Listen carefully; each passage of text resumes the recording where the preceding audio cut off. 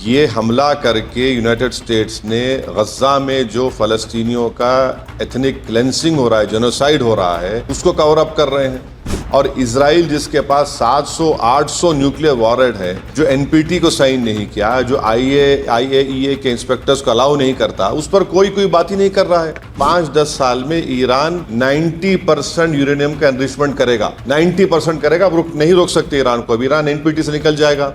और अमेरिका के इंटेलिजेंस ने खुद कह दिया कि अब ईरान के पास कुछ नहीं है। तुलसी गबार्ड का स्टेटमेंट है, ये एरिया अगर इसमें जंग शुरू हो जाएगी तो एक बात आपको समझने की जरूरत है कि 60 लाख से ज्यादा भारत के नागरिक वहां रहते हैं। हमारे इंडियन कंपनीज का इन्वेस्टमेंट है वहां पर, वहां से हमारे नागरिक भारत को बहुत बड़ा फॉरेन एक्सचेंज भी जाते हैं।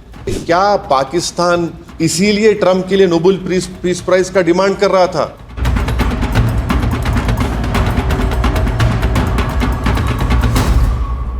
देखिए, जो आज सुबह में यूएस ने ईरान के 3 या 4 न्यूक्लियर साइट्स पर जो अटैक किया है, वो इंटरनेशनल लॉ का वायलेशन है, यूनाइटेड नेशन चार्टर का वायलेशन है, एनपीटी का वायलेशन है, और ख़ुद यूनाइटेड स्टेट्स का जो संविधान है, आइन है, कॉन्स्टिट्यूशन है, उसका वायलेशन है। क्योंकि उनका संविधान, आइन ये कहता है कि बग़ैर उनके कांग्रेशनल परमिशन के कोई उनका मुल्क, उनका देश जंग नहीं कर सकता। 5वीं बात यह है कि ये हमला करके यूनाइटेड स्टेट्स ने गज़ा में जो फ़लस्तीनियों का एथनिक क्लेंसिंग हो रहा है, जेनोसाइड हो रहा है, उसको कवर अप कर रहे हैं।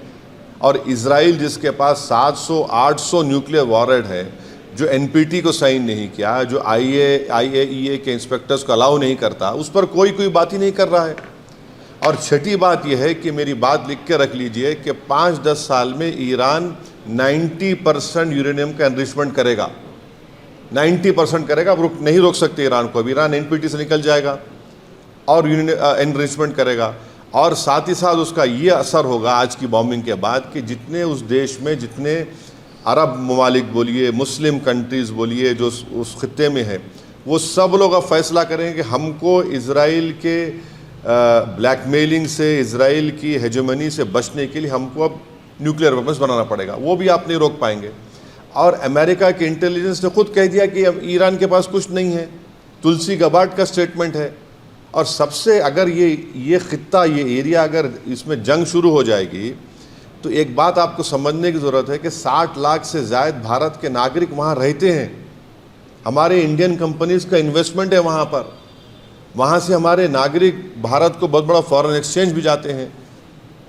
अनलाइक नॉर्थ अमेरिका के, वहाँ तो इनकम टैक्स भी नहीं लिया जाता उनसे। और आखिरी बात यह है कि क्या पाकिस्तान इसीलिए ट्रंप के लिए नोबेल पीस प्राइज का डिमांड कर रहा था कि पूरा उस खित्ते में जंग शुरू हो जाए?